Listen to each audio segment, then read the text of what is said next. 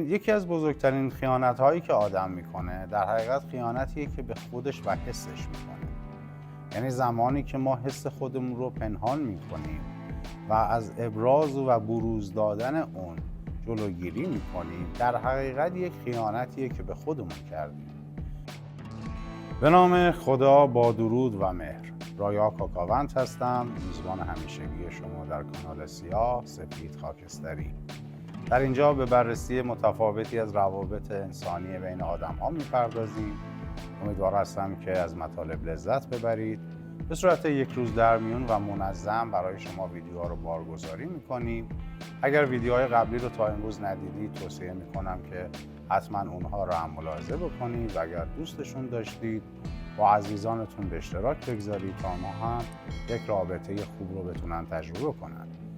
سپاسگزار میشم که با سابسکرایب کردن هم از کانال خودتون حمایت کنید. خب، ما مباحث گسترده‌ای رو تا این لحظه برای شما تشریح کردیم. از یک سری از اعلان خطرها به شما آگاهی دادیم. اما دوست دارم که مطالب رو از زوایای متفاوت‌تری هم برای شما تشریح بکنم. ببینید، یکی از بزرگترین خیانت‌هایی که آدم میکنه در حقیقت خیانتیه که به خودش و حسش میکنه. یعنی زمانی که ما حس خودمون رو پنهان میکنیم و از ابراز و بروز دادن اون جلوگیری میکنیم، در حقیقت یک خیانتیه که به خودمون کردیم. ببینید، ما همه یک عمر مشخصی داریم، یک بار با این کالبد زندگی میکنیم و حالا در 30، 40، 50، 60، 70 سال ممکنه عشق رو تجربه بکنیم یا نکنیم. اما چیزی که وجود داره این هستش که زمانی که آدم‌ها از بیان احساسات خودشون جلوگیری میکنن، همیشه اون عشق در درونشون سرکوب شده باقی میمونه و به عنوان یک عقده در درونشون هی بزرگ و بزرگتر میشه و زمانی که این احساسات رو سرکوب میکنه، ممکنه در روابط دیگهش خودش رو یک جور دیگه ای نشون بده. ببینید، اگر ما از شخصی خوشمون اومده، فارغ از اینکه حالا چقدر با هم هماهنگ هستیم یا هماهنگ نیستیم، اما چه ایرادی داره حالا چه خانم چه آقا، خیلی صادقانه و شفاف اون احساسات خودش رو بروز بده و بیان بکنه. چون اگر این کار رو نکنه، یک عمر همیشه در حسرت این هستش که ممکنه اون آدمی که یک روز من دوستش داشتم حتما آدمی می بودش که من رو به خوشبختی می رسون. پس این تجربه پر ریسک رو از خودتون دریغ نکنید. اگر دختر خانومی از آقایی خوشش اومده و یا برعکس آقایی از یک خانم، حتما اون رو صادقانه و بدون اینکه بخواد خجالت بکشه بیان بکنه. من کاری با عرف جامعه خودمون ندارم که همیشه خانم ها باید منتظر پیشنهاد آقایون باشن. گاهی وقتا خانم ها اون حس درونیشون چون بسیار قوی و قدرتمنده، بیشتر احساس میکنن و درک میکنن. پس طبیعتاً اگر از شخصی خوشتون اومد، هرگز خودتون رو محدود نکنید و ابراز علاقتون رو بروز بدید و سعی کنید که یک تجربه زیبایی رو با اون آدم شروع بکنید. خب، زمانی که این کار رو نکنید، اون احساس در شما سرکوب و محبوس میشه و زمانی از این موضوع میگذره، شما وارد یک رابطه های دیگه میشید، ولی اون عشق در درون شما کهنه و کهنه‌تر میشه و این اتفاق به صورتی میشه که به صورت ناخودآگاه شما دائما اون رو در ذهن خودتون پرورش میدید و دیگران رو با اون عشق خیالی خودتون مقایسه میکنید. ممکنه حتی ازدواج بکنید و هنوز هم به اون آدم فکر بکنید. ممکنه دارای روابط متعددی باشید، هنوز به اون آدم فکر بکنید و همچنان بعد از سالها به همدیگه ممکنه برخورد بکنید، ممکنه نکنید و افسوس این که چرا من در اون فرصت و موقعیتی که داشتم ابراز احساسات نکردم، اون رابطه رو با اون شخص شروع نکردم و حالا ممکنه اصلا خیلی هم آش دهنسوزی نباشه، ولی چون شما تجربهش نکردید، همیشه حسرت اون آدم و رابطه‌ای که ممکنه زیبا بوده باشه رو به دل خودتون میذارید. پس باید این رو در نظر بگیریم که اگر روزی درگیر یک رابطه عاطفی با کسی شدیم، حتما خودمون رو شفاف و پاک بکنیم از هر آن چیزی که در ذهنمون هست. چون میگم عشق‌های خیالی ممکنه در تصورات شما یک شاهزاده سوار بر اسب سفید بسیار خوب و عالی و درجه یک باشه، ولی در باطن موضوع اگر باش ارتباط برقرار کنید میبینید از همه حیث تهیه. خب پس برای اینکه اون شاهزاده خیالی رو در ذهنتون پرورش ندید، سعی کنید در اون لحظه و موقعیتی که قرار دارید اون آدم رو تجربه بکنید و یا حالا شاهزاده در میاد یا گدا.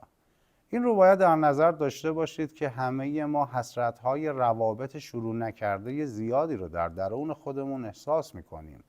وقتی که یک رابطه رو هنوز شروع نکردیم، خیال پردازی های بسیار زیادی راجع به اون آدم داریم.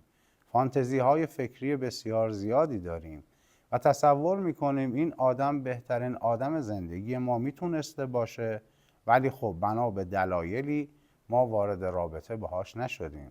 بنا به معذوریاتی نتونستیم باهاش ارتباط برقرار کنیم و از این دست قبیل داستان ها. نکته‌ای که این وسط وجود داره این هستش که ما همیشه در حسرت دوراهی هایی هستیم که یک راهش رو رفتیم و یک راهش رو نرفتیم. هیچ تضمینی وجود نداره که اون راهی که ما انتخاب نکردیم راه بهتری بوده باشه.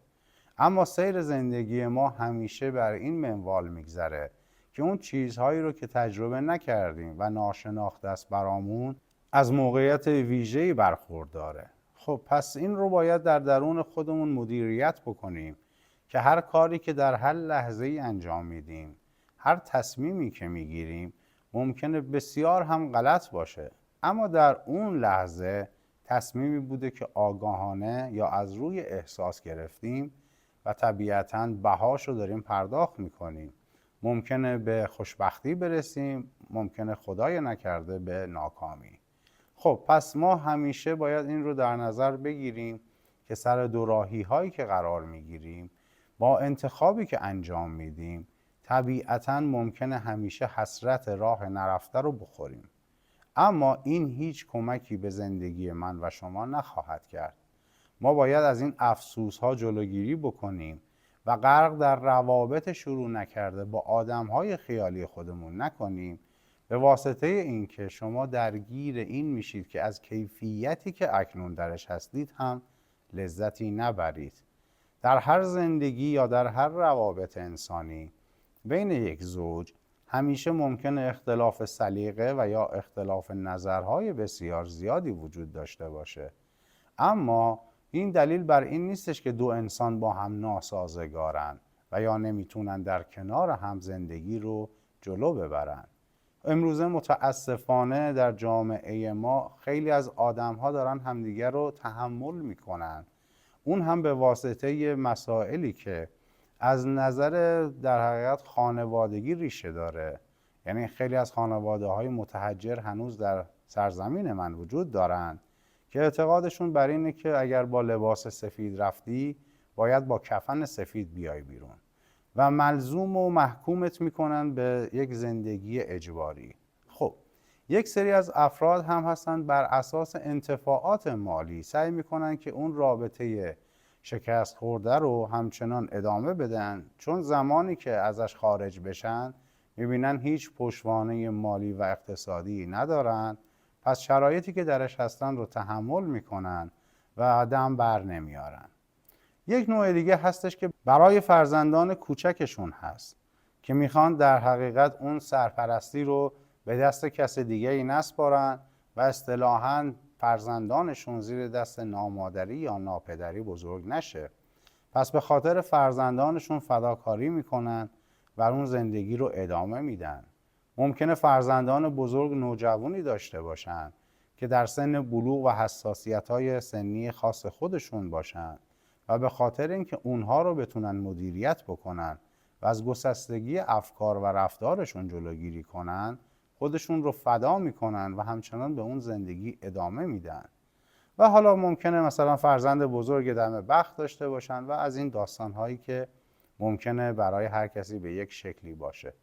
پس چی کار میکنن؟ به واسطه اینکه بخوان یک منفعتی رو یا یک شرایطی رو حفظ بکنن یا از نظر خانوادگی محکوم میشن به اینکه این زندگی رو تا ابد باید ادامه بدی، در اون ازدواج ناکام میمونن و ذره ذره از نظر روحی و روانی آسیب میبینن و از بین میرن، اما تحمل میکنن.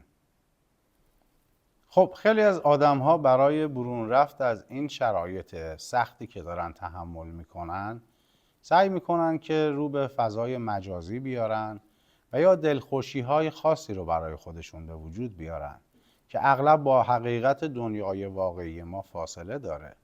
خب ایرادی هم نمیشه گرفت. چرا؟ چون اون توجه و اون محبت رو از طرف مقابلشون دریافت نمیکنن، در اون نمیبینن و خب شروع میکنن برای خودشون یک سری دل مشغولی های خاص خودشون رو به وجود میارن.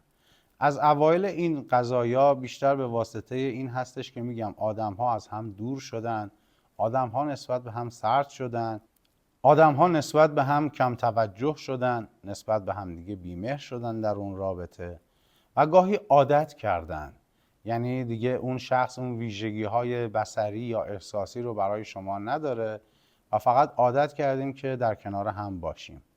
ته روابطی که ممکنه در یک خانواده شکل داشته باشه این هستش که نهایتاً یک ویدیویی رو از اینستاگرام شیر کنه، برای شما در دایرکت بفرسته و این تمام اون گفتگو و توجهیه که در خانه و رابطه شما وجود داره.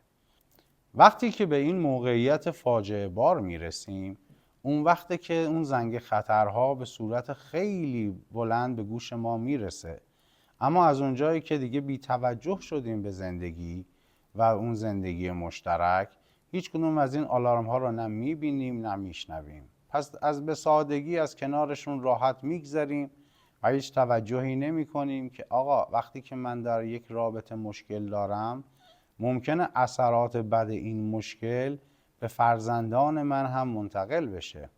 خب یه موقع‌های ریشه این اختلافات از اونجایی نشأت میگیره که دخالت خانواده ها، اطرافیان و دوستانتون باعث میشن که رابطه شما و همسرتون درگیر چالش بشه.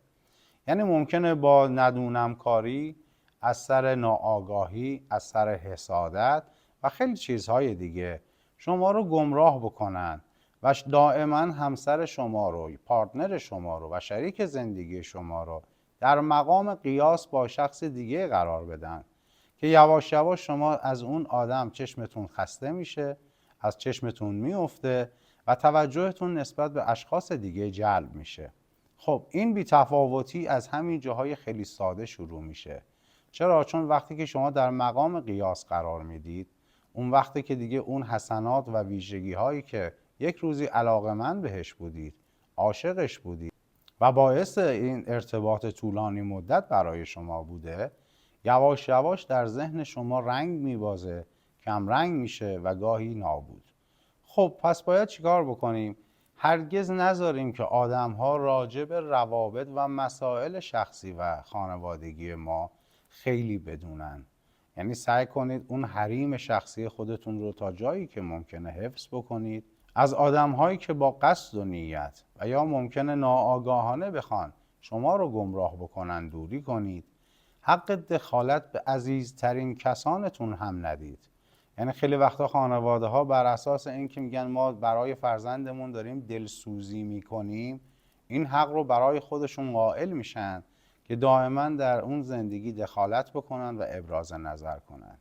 خب وقتی که این ابراز نظرها زیاد باشه و شما پذیرنده این ابراز نظرها باشید و اون وقته که خودتون دیگه هیچ مقامی برای تصمیم گیری ندارید و فقط چشم به دهن بزرگتراتون دوختید که ببینید اونها چی میگن، چه نظری میدن و یا چه تصمیمی برای زندگیتون میگیرن. ببینید خیلی محترمانه میشه خانواده ها رو مجاب کرد که هر چیزی که در کیفیت رابطه من و یا زندگی من وجود داره انتخاب من بوده. شما به عنوان یک بزرگتر، یک انسان با تجربه تر، مسائل رو خیلی میتونید برای من تشریح بکنید و اینکه من رو آگاه بکنید به زوایایی که من نمیبینم، اما حق دخالت مستقیم نخواهید داشت. حق تحقیر کردن یا توهین کردن به همسر من رو نخواهید داشت و بالعکس شما هم باید شرایطی رو به وجود بیارید که هرگز همسر شما، پارتنر شما این اجازه رو به خودش نده که بخواد به خانواده شما توهین کنه. خیلی راحت میشه این رو مدیریت کرد، خیلی راحت میشه که اون احترام فیمابین رو برقرار نگه داشت و از آسیب‌ها جلوگیری کرد. امیدوار هستم که مطالب براتون مفید فایده بوده باشه و اگر سوالی داشتین در قسمت کامنت ها بفرمایید. آیدی تلگرام بنده هم در زیر هر ویدیویی که براتون آپلود میکنم گذاشته میشه. اگر نیاز به مشاوره داشتین با کمال میل و خوشحالی پاسخگوی شما هستم. براتون بهترین ها رو آرزو مندم. شاد و پاینده و پیروز باشید.